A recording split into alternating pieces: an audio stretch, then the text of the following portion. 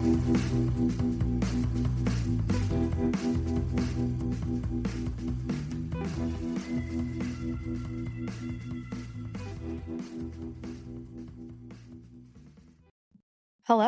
and welcome to episode 2 of Piedmonsters, the Piedmont Pilot Podcast, brought to you by your Piedmont Master Executive Council. I'm your host, Megan Johnson, a member of the Communications Committee and Piedmont First Officer. For today's episode, we have an interview with the Charlotte Local Executive Council, otherwise known as LEC 35, represented by Captain Brandon Hagy and First Officer Davis Bunting. Before we get to that interview, I do have some updates and reminders for you regarding some more time-sensitive current events for our Piedmont pilots. First, we've been overwhelmed with the response to our Pilot Unity Building event at the upcoming Philadelphia Phillies game to be hosted on September 23rd. If you have RSVP'd but will not be able to attend, we ask that you notify Davis Bunting, who is also our communications chair, as soon as possible so that your ticket can be reallocated. On the flip side, if you would like to go but were not able to RSVP, please contact Davis to be added to the wait list. His email is davis.bunting@alpa.org, and I will include that info in the show notes. For our Charlotte pilots, a reminder that the deadline to exchange your parking pass and begin parking in the employee lot as opposed to the flight crew lot is August 31st. If you have not already done so, please visit the Charlotte crew room to exchange your parking pass. The deadline for October VLOA bidding was yesterday, August 22nd. Pilots who are awarded a VLOA for October will be notified prior to the publication of next month's bid package. If you have any questions about the VLOA options, please contact an ALPA representative. As always, thanks for being here, and we hope providing information via this podcast is helpful to our pilots. We also hope that you'll subscribe to our channel wherever you get your podcasts, including Apple, Spotify, and YouTube. We'd love for you to follow us at our new MEC Instagram account at Piedmont Pilots. And lastly, if you have any comments, thoughts, feedback, questions, or suggestions for the podcast, please email us at pdtpodcast@alpa.org. Now that we've covered those latest updates and reminders, let's move into our interview with your Charlotte Local Executive Council.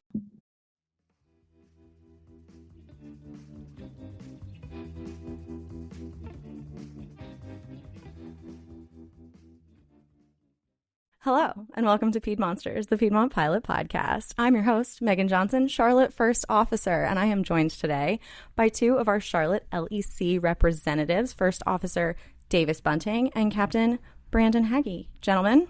Thanks for having us. Thank you. Thank you for being here. So, we are currently here participating in May MEC meetings. We were spent today in meetings with our MEC representatives, a few of our committee chairs, and some of our wonderful support staff from ALPA headquarters. And I wanted to take this time to sit down with you guys and learn more about what you do and the Charlotte LEC and what's going on in 2024. Is that cool? Yeah. So first of all, if you could just give us a quick introduction, who you are, what you do, how long you've been with Piedmont. Davis, you first. Yeah, so I'm Davis Bunting. I'm a first officer here in Charlotte. I'm the first officer rep as well as the communications chair for the union. I was hired at Piedmont in January of 2022, so coming up on 2.5 years.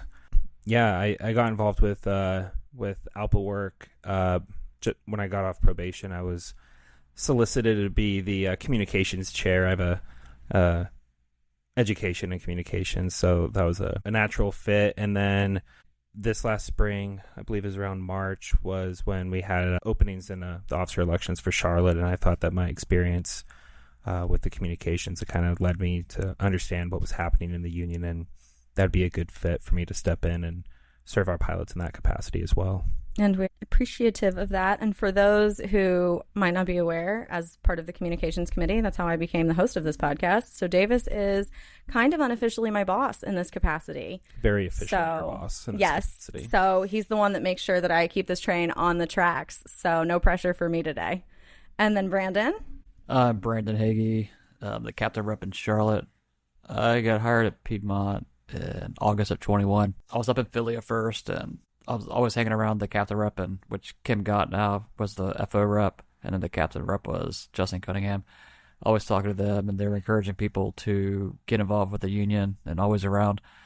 So as soon as I came up on, actually about a month before probation was over, he said, okay, well, I'm going to put your name in there. And the day you get off probation, you'll start being a focal gatekeeper. No time wasted here. No time. Did that up until about March of last year. I was a focal gatekeeper, and I ran for the FO rep last year and lost it. But after losing that, I was made the chair of the PBS committee, and then the captain rep position came available, so I ran for that, won that, and all at the same time started getting busy. So the chair of the safety committee asked if anybody wanted to get off focal. I said, me. That way I could focus more time on PBS and being one of the LEC reps.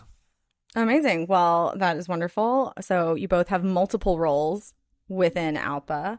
What is, first of all, for those who don't know, LEC stands for Local Executive Council for Charlotte. So LEC 35 is here in Charlotte. And then we have a separate LEC 29 that manages Philadelphia and Harrisburg for those pilots. So for you two, specifically for the LEC role, what does that entail for you guys? What are kind of the duties and responsibilities commensurate with those positions?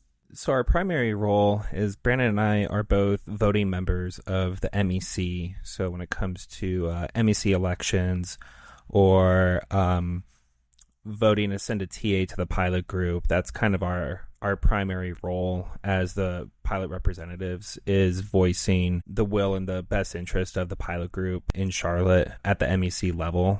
And so we are working on their behalf.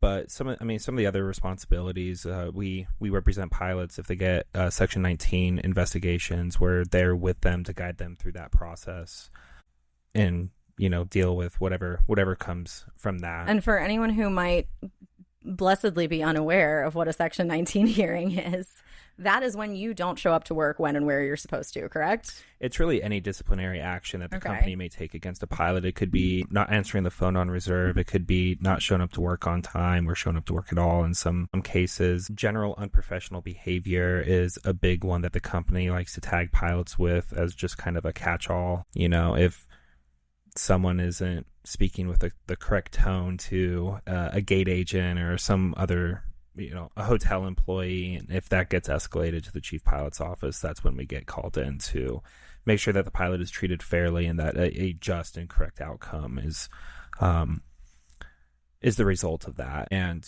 usually we're pretty successful with that. We maintain a good relationship with the chief pilot's office.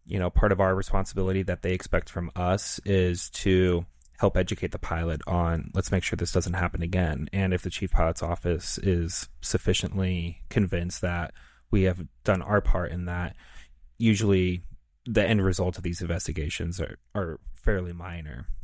Should the chief pilot's office decide to maybe overreact with a disciplinary case, we're also there for that protection for the pilot and say, hey, we think you guys are overstepping a little bit. Let's take a step back and look at this a little more fairly. And if they still don't go down that road with us, then there's always the grievance process. So those are some of the protections that the pilot group has with the union and with us as reps specifically. Another thing that Brandon and I are really trying to change in Charlotte is to do more pilot events where we're out in the airport meeting with the pilots. We recently did a pizza party in Charlotte, and we've done coffee sits, and we're planning on continuing to do more of those throughout the summer and into winter flying season. Yep. And by the time this episode of the podcast is released, we will have done Top Golf. Yes. Looking forward to that. Very appreciative of you guys for organizing that. And hopefully it'll be a really great time. And then we also did, again, as part of these MEC meetings that we're having this week, which is currently May when this is being recorded, we also did a meet and greet over at the training center, which was a really great opportunity to meet a lot of instructors, new students, CQ, upgrades, really see a wide variety of our pilots, not just line pilots. So as a person who attended some of these events, it has been really, really great to kind of gather more people all together and let more people know what the union's doing for them, especially. Yeah, absolutely. And again, Brandon and I, when we took over as FO and captain rep, respectively, we both agreed that the union does a lot of really good work for the pilot group, but at the same time, we are union members, we are line pilots, we're out there with everyone else, and we both felt like the union was lacking a physical presence to the pilot group. We send them emails and we work on their behalf, but they don't see us out there on the line. You don't want the only time people meet you is if they're being represented in a disciplinary hearing. Right, exactly. Not the goal. Not the goal. And so, that's a focus that we have, is making sure that pilots know who we are, know that, we're not just some dude in a suit somewhere. Like, we're out there flying with them, and that, that we are the union and you are the union.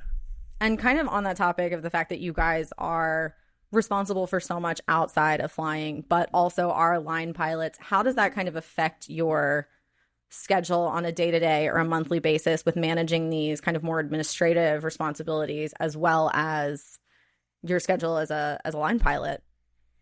Well, generally, the line pilot stuff comes first. We have to fly our job. So we usually use our time off, either sits in the airport or commuting in early. Davis lives local, so he'll come in early. Try to work around my schedule, too, especially if he was on reserve. We just try to make it work when we're at work, and then we come to these meetings like this on our days off. So it's very busy. A little extra work, keeping you guys off the streets and out of trouble on your days off. And again, very much appreciative for the additional work that you guys are willing to put in to keep things running smoothly for all of us. What are, as the Charlotte LEC, I know you mentioned meet and greets, and kind of being more involved locally with individual pilots. Are there any other kind of goals or top priorities for 2024 for you guys among the Charlotte LEC that you want to either see implemented, or you want to see improvement on, or additional engagement? Kind of like, what are your top priorities as the captain and FO rep for the Charlotte LEC? I would like to see more engagement, for sure. People like willing to step up and help people. And what's the word? In like a mentorship capacity, just sitting there, see more involvement in the crew room, just trying to help pilots guide them to contract questions. Yeah, and I mean, there's a lot of different ways to go about that. At the end of the day, if you don't know who to talk to about something, Brandon and I are, for Charlotte, are the easiest path to an answer. And if we think that it's something that can be handled on a committee level, we can help guide the pilot to the proper committee via like the DART form that you can access on the ALPA app or on the pdt.alpa.org. We're really just a really good all-in-one resource for the pilot group. And there's a lot of pilots that think that they should be going straight to the MEC chair or the MEC vice chair for information. And it's like, well, they're steering the union as a whole, and day-to-day stuff that's really the bread and butter of what Brandon and I do. And that's kind of the reason that we do have local reps in addition to overall reps, is so that some of those responsibilities can be divided and conquered, delegated a little bit, organized in a way that can get people answers in a more timely fashion. What is something that you specifically wish that more of our pilots understood about the union, the LEC, and the work that you guys collectively are doing?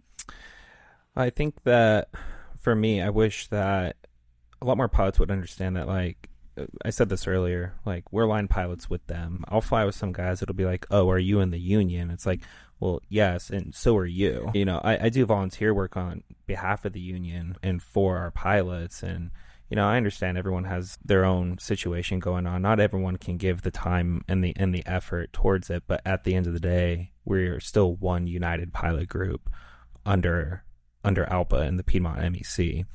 And so, that's one thing that I'd like just to see a little bit more, is just a little bit more unity within the union and the pilot group, understanding that, hey, we're all working towards one goal together. Everyone that is doing the work on behalf of the pilot group is still out there flying the line and while doing the work on the side. And that's not to say that like we deserve all these great praises and props and stuff, but just a better general understanding that it's one group moving together. And I think, there's certainly a lot of roles in the union that take a lot of time. Like central air safety committees, that those guys spend a lot of time doing work for the union, but there's also a lot of jobs, you're like, hey, will you answer a couple emails a week? My job as the communications chair probably takes maybe 3 or 4 hours a week. And I'm usually able to do that in an overnight and 90% of those hours are managing me. Yeah.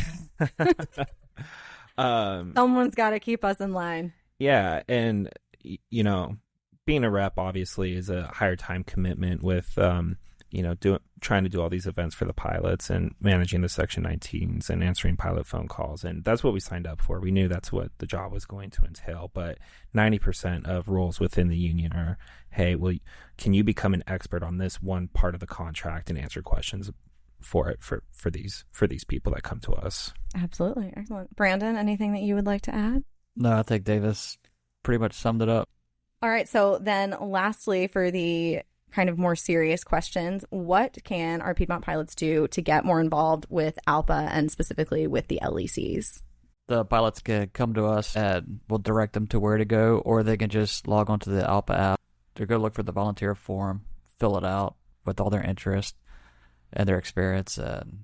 Yeah, well, Brandon talked about the volunteer form. That certainly is the most head-on approach. But as we're trying to do all of these events in Charlotte and stuff, read your emails, see when we're doing stuff. Come, let us feed you. Like, we want to give you free food. Please come get free food. We want to buy you a coffee. We want to talk to you about what is pressing in your life. What are things that we can do to make things better? There's only so much that we can do about our contract, but enforcing the contract, if something is happening and we don't know about it, we can't help you. And so, there's a lot of pilots out there that don't know what they can and can't do. And so that's part of our job is to educate pilots on, is your life at Piedmont as easy as it could be? Are there other things that, you could be doing to help yourself? And whatever that looks like for a pilot. So, I'd love to see more engagement and it's a two-way street. We're trying really hard to increase that level. But, if we have a lot more pilots showing up to talk to us, I think overall we can be more effective in improving everyone's experience here. Excellent. Well, like I said before, we do appreciate the effort that you guys are putting in to get these events together, to engage with your LEC, your local Charlotte pilots, and all the time you're putting in outside of your line flying. It is very much appreciated, even though so much of it is behind the scenes. But we are not going to let you go without answering some more rapid fire questions. No. Not optional. Okay. All right. First, favorite overnight? Montgomery. Fort Wayne. All right.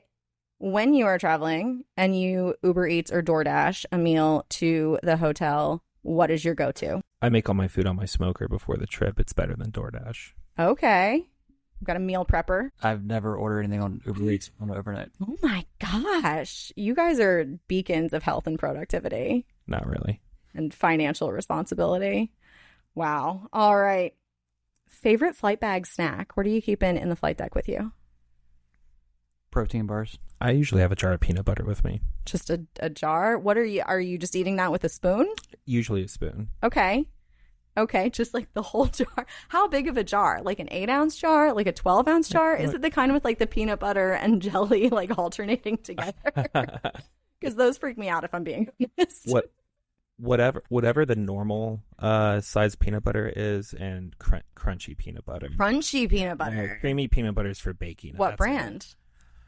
Oh, usually just the store brand. Store brand. I'm cheap. Okay. Are we going like fully processed hydrogenated oils, or are you like a natural, like it has to be stirred up? If it's more than like $2, it's just too much. Got it. Yeah. Amazing. All right. Well, that was a truly enlightening response. Would you rather fly first thing in the morning or last thing at night? On day one, last at night. On go home day, first thing in the morning. Very respectable. Neither. You're a midday guy. Yeah. You're neither an early bird nor a night owl. You are a noon pigeon. Or prefer to be off. One thing about pilots, we're going to try to not work. Thanks, guys, for being with me today. Thank you, Megan. I appreciate this time that we've had together. Thank you for representing us here in Charlotte. Thank you for voting on the MEC topics that you are required to vote upon. We do very much appreciate it. Thanks for having us. Thanks for being Piedmonsters.